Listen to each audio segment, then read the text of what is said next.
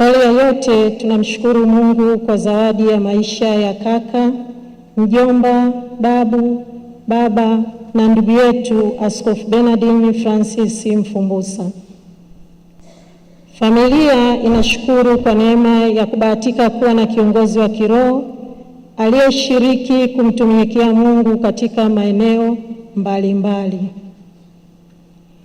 Ni pigo kubwa sana kwetu kama familia, kwani marehemu Askofu Bernardin Francis Mfumbusa alikuwa ni zawadi ya kipekee sana katika maisha yetu.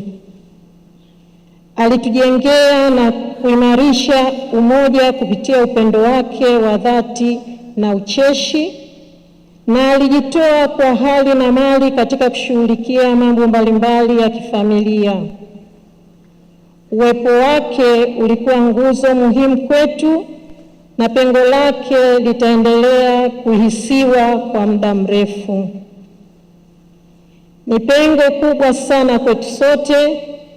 Tunawaomba kwa unyenyekevu muendelee kumwombea hasa mama yetu mpendwa na ndugu wote, ili tupate faraja, nguvu na ustahimilivu katika kipindi hiki kigumu.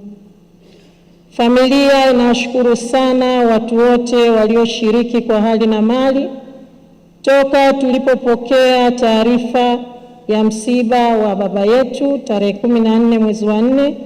Mungu awabariki sana kwa majitoleo yenu na sala.